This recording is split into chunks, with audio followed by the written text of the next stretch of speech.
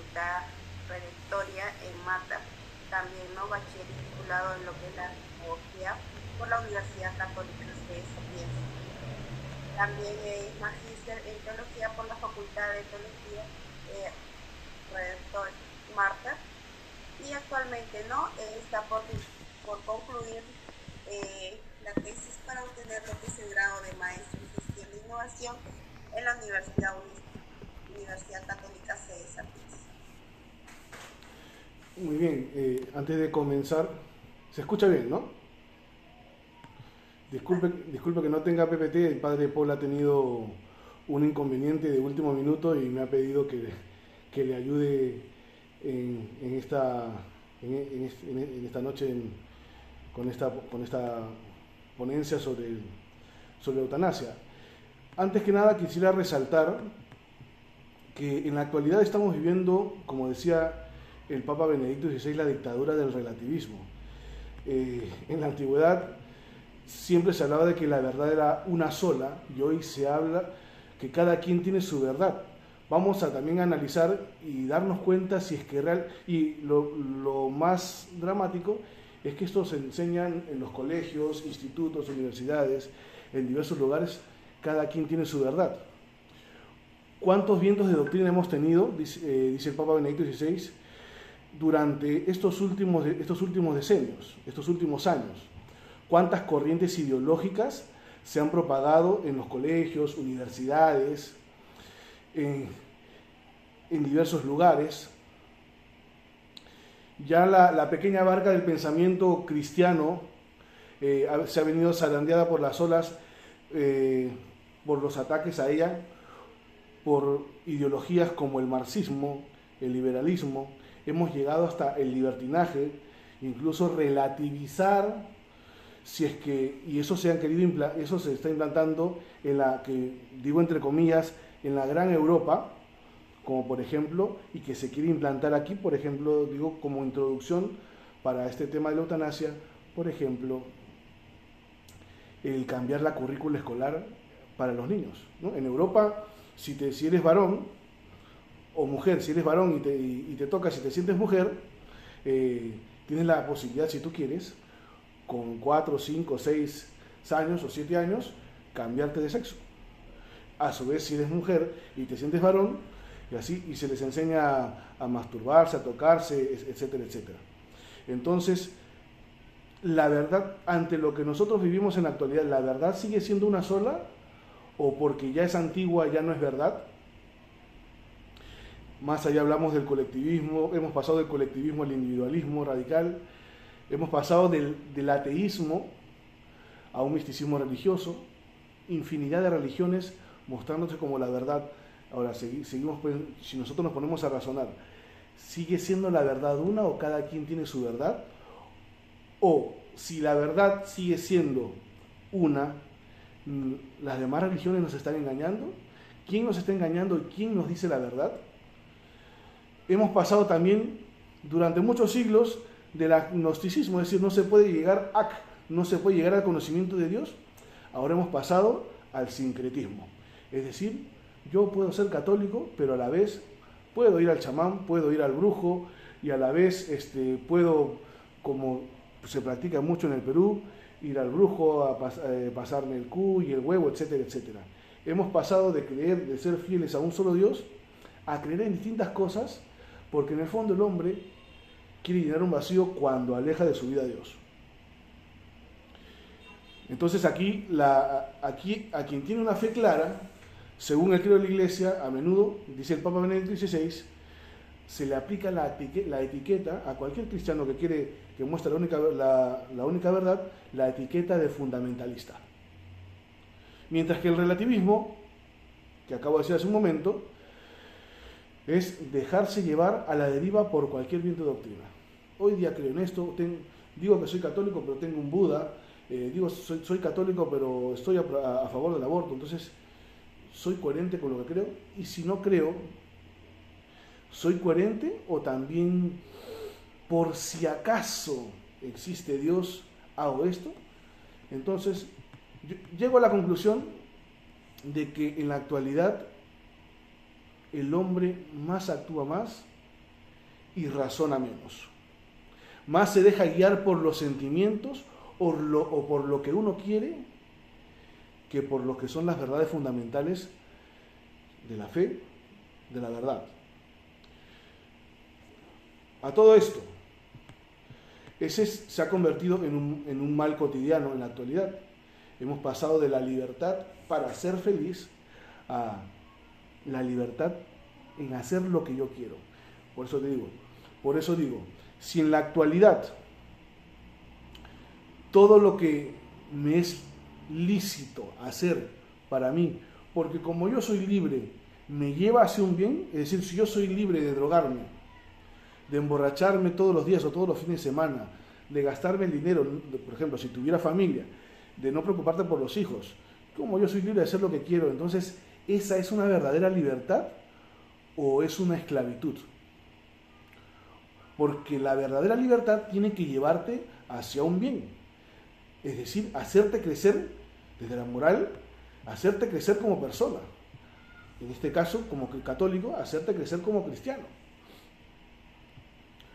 Por eso, hablando de la eutanasia o suicidio asistido, es importante tener claro lo que dice el Catecismo de la Iglesia Católica. Cada uno es responsable de su vida ante Dios que se la ha dado. Es Dios quien sigue siendo el maestro soberano de la vida. Estamos obligados a aceptar la vida con gratitud y preservarla para su honor y la salvación de nuestras almas. Somos mayordomos, no dueños de la vida que Dios nos ha confiado. No nos corresponde a nosotros disponer del Catecismo de la Iglesia Católica, numeral 2280. Por ejemplo, como bien han dicho los anteriores ponentes,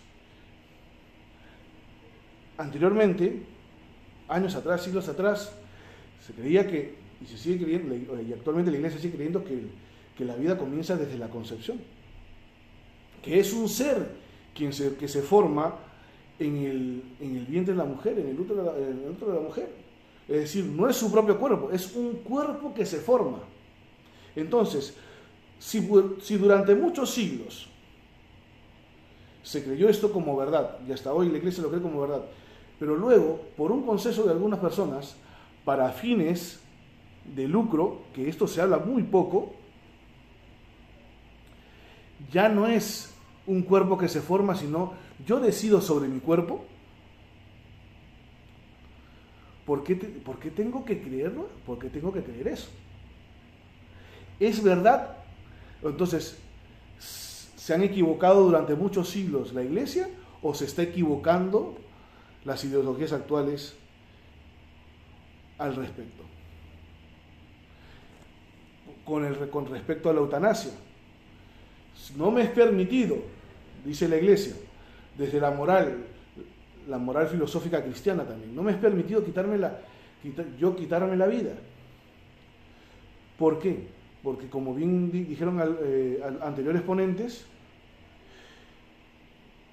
durante mucho tiempo el hombre es parte de la vida el sufrimiento. Ya, pero eso solo va en el plano de la fe, no solo en el plano de la fe, es en el plano de la naturaleza, de lo natural. Ha habido una enfermera que ha dado una ponencia. Muchos de nosotros tenemos a nuestras madres vivas. Y parte de la vida implica el sufrimiento.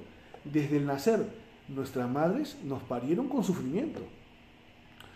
Nuestras madres, nuestros padres han trabajado y, como quien dice criollamente, se han roto el lomo para darnos una buena educación, otros para criarnos cristianamente.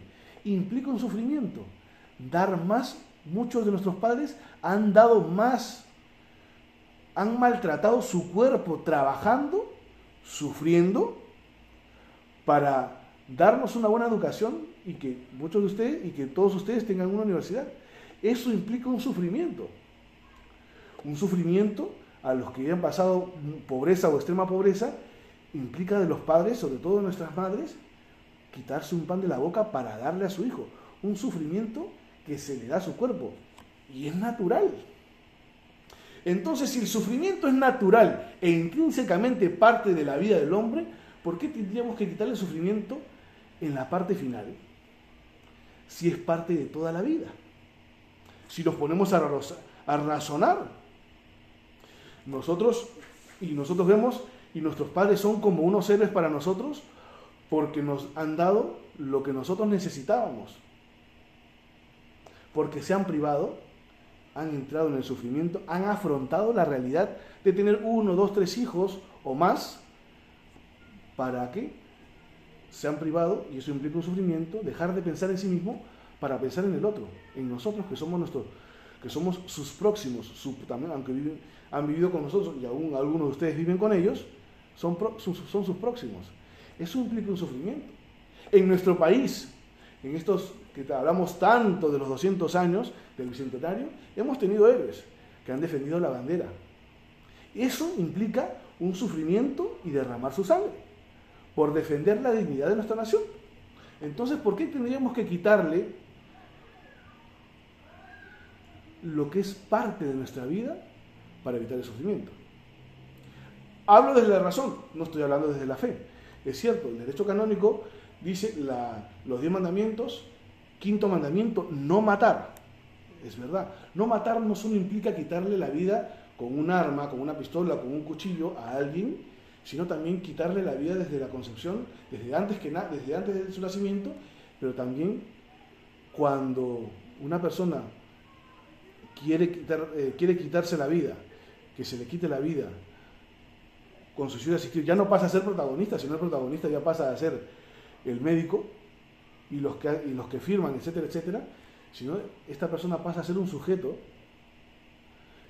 y que toma la decisión, probablemente junto con su familia, pero quien ejecuta no es la misma persona, es el médico.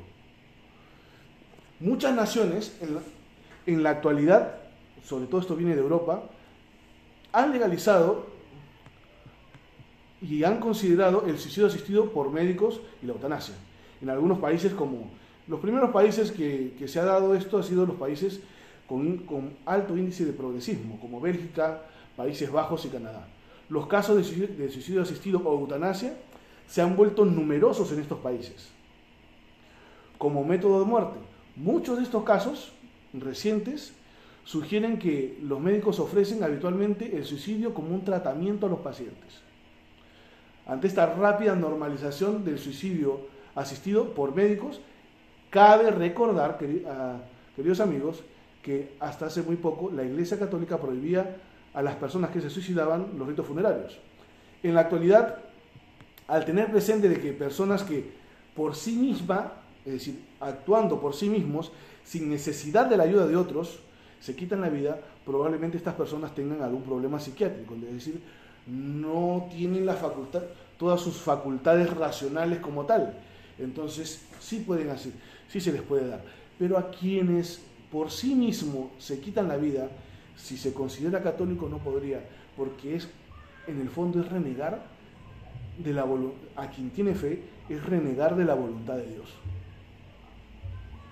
Es un mal muy grave. La Iglesia sigue prohibiendo los funerales en caso de suicidio asistido por médicos y eutanasia.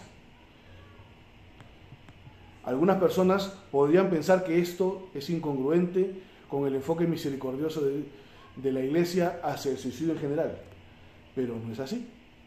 Si Dios me da la vida, si yo creo en Dios, si Dios me da la vida, Dios me la quita. En una persona que no cree en Dios, no va a pedir los sacramentos. Pero una persona que sí cree en Dios, que tiene la fe, de la Iglesia, una santa católica y apostólica, no se le podría dar. Porque en el último momento de su vida es como que no quiero la gracia de Dios. Es más, no se le podría administrar los sacramentos. ¿Cómo se le puede confesar? ¿Cómo se le puede administrar la unción a los enfermos y darle la comunión a quien antes de morir pide que se le quite la vida? Es su última voluntad. En tales casos es mucho más fácil argumentar que una persona eligió suicidarse por ignorancia o por pérdida del control de su libertad, como dije hace un momento.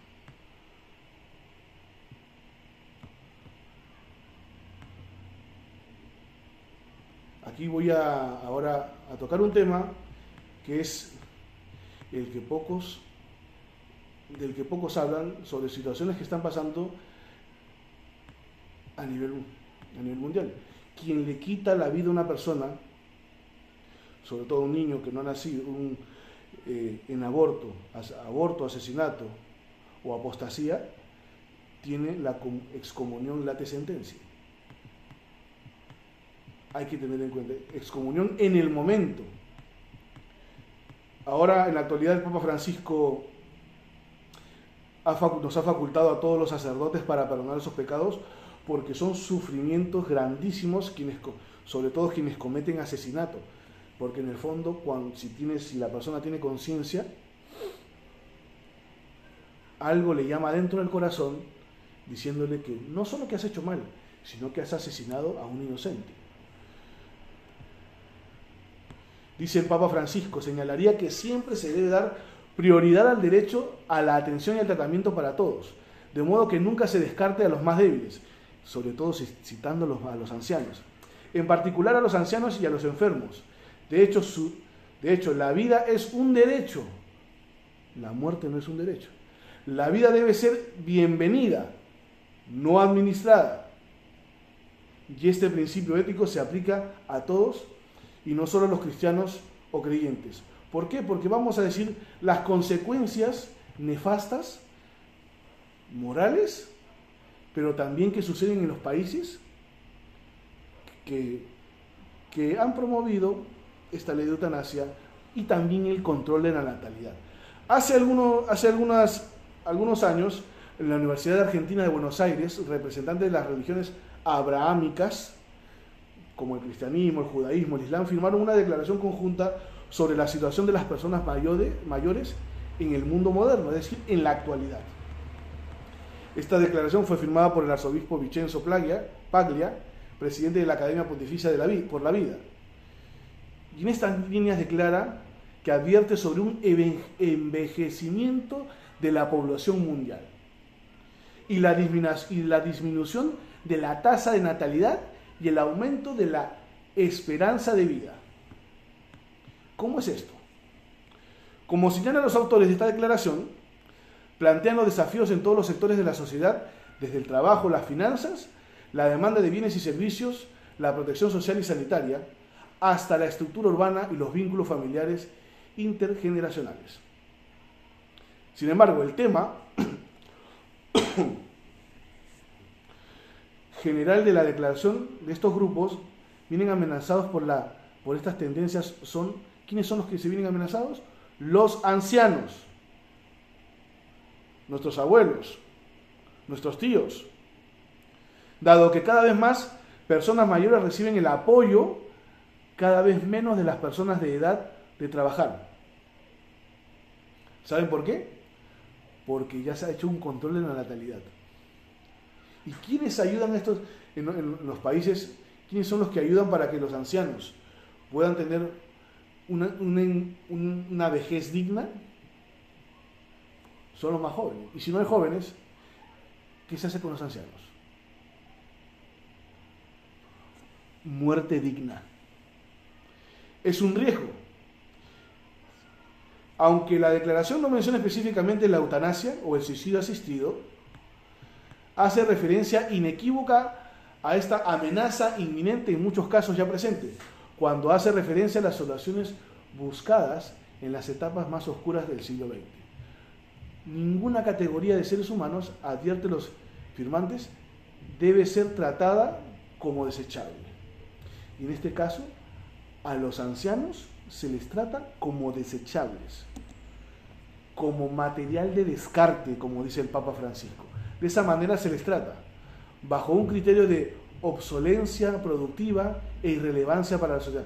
Como ya no sirve, como ya no produce y como ya no hay jóvenes que nos ayuden, que ayuden a que tengan una feliz ancianidad, entonces son material de descarte. Por eso se invita a los ancianos y a los que tienen enfermedades terminales a que se les quite la vida. En la actualidad el mundo poco a poco está despertando. Esta declaración es solo la última prueba de que el mundo está despertando poco a poco sobre la crisis demográfica y las amenazas a ciertos grupos. Tengo y puedo dar detalles. La repentina y generalizada ansiedad por las bajas tasas de natalidad y el envejecimiento de la población es una marca en los grandes países que tuvieron alarma de superpoblación. Ojo, este alarmismo se ha visto plagado llamado como la bomba demográfica, según Paul Ehrlich. A menudo lleva a las autoridades a implementar medidas drásticas e inhumanas para controlar a la población. Ahora, ¿qué es lo que está sucediendo? Muchos países se han dado cuenta de este problema, de que en su esfuerzo por evitar el supuesto desastre y mal informado de la superpoblación y que va a afectar la capa de ozono y que nos vamos a morir todos porque estamos sobrepoblados, esta realidad ha venido mucho peor. Porque en los últimos meses las noticias han estado llenas de informes alarmantes sobre este drama, y por eso han desacelerado la economía en China.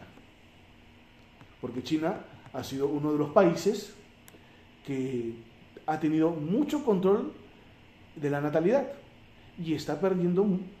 ¿Qué está perdiendo? Manos de obra. Y como no hay manos de obra, asesinato, suicidio asistido a los ancianos y decadencia de la economía.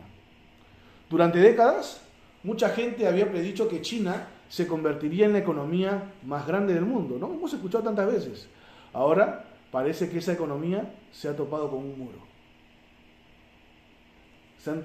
Han chocado la cabeza contra el muro.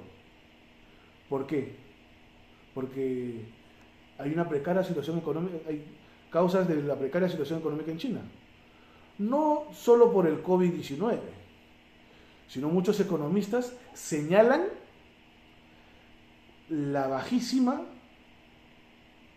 tasa de fertilidad en el país y consecuencia de la política del hijo único. Quienes pierden son los ancianos.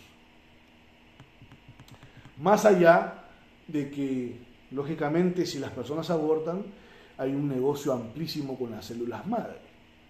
Más allá de que si se les quita la vida a los ancianos, existe el tráfico de órganos. Acá no los vemos porque todavía somos una sociedad muy religiosa, pero en Europa ese es el pan de cada día.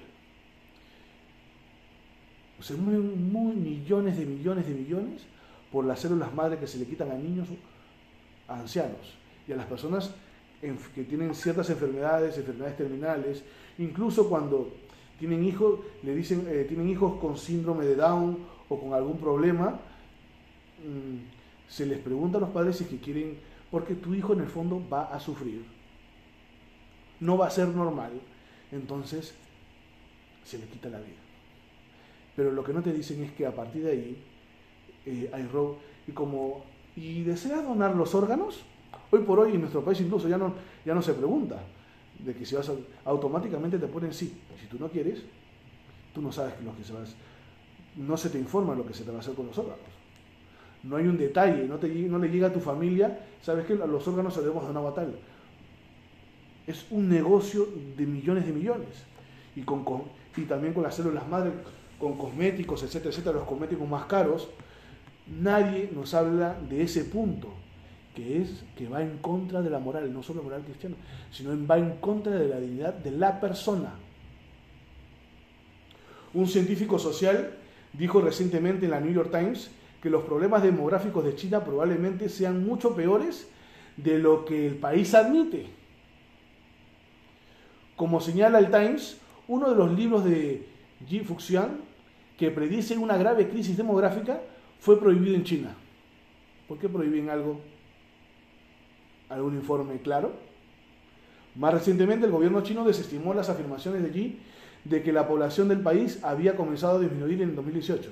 En cambio, el gobierno emitió oficialmente proyecciones que afirmaban que la población que la población no comenzaría a disminuir hasta el 2031.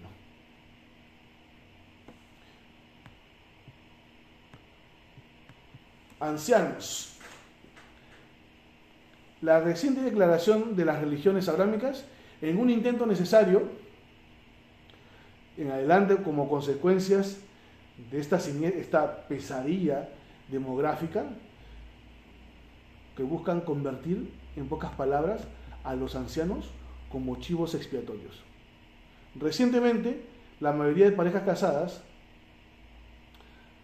normalmente tenían, en los últimos años, ya no es como en el antiguo que tenían 7, 8, 10, 12 hijos, como nuestros abuelos o bisabuelos. Hoy por hoy se ha pasado, y la mentalidad y las ideologías actuales dicen máximo 2 hijos, ¿no? Se habla durante desde los años 90, se habla de que máximo tener la parejita hombre o mujer, o máximo 2. Se ha pasado las ideologías actuales a tener 1 o no tener ninguno, o tener solo un animal.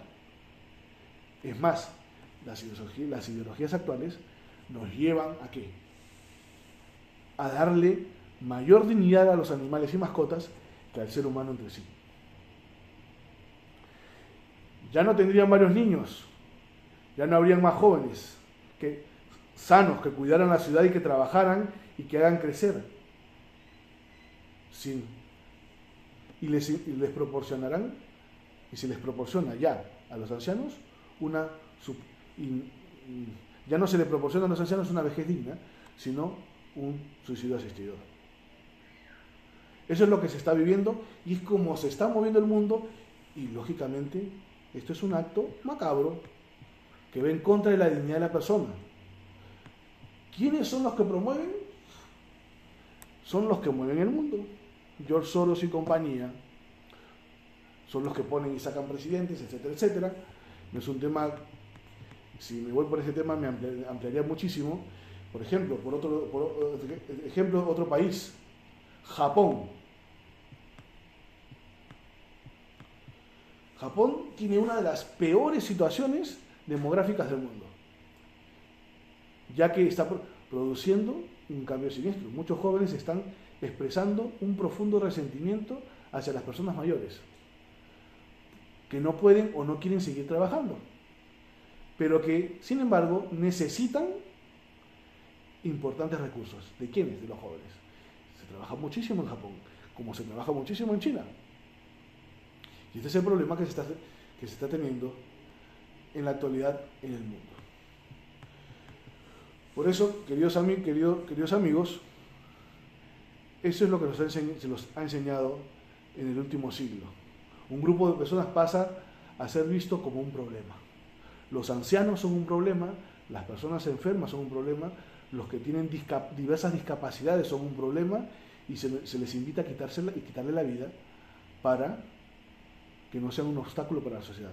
Pero quienes se benefician son las grandes transnacionales, que son los que mueven el mundo, y que no son los presidentes, no son los países, son los que mueven el mundo a nivel mundial. Y así, esta es llamada, y lo que llamaba San Juan Pablo II y Benedicto XVI, como la cultura de la muerte. Se vuelve inquietante y clara en la actualidad. Esta cultura de la muerte está destrozando no solo vidas, sino está llevando a la condenación a muchas almas, porque se está matando indiscriminadamente, porque se les está engañando con el pretexto de la buena muerte, se les está engañando con el pretexto del control de la fertilidad, para que, con fines de lucro, fines amorales y fines ateos, que van en contra de la dignidad del hombre. Este es el pequeño aporte que les vendría a dar. Muchas gracias.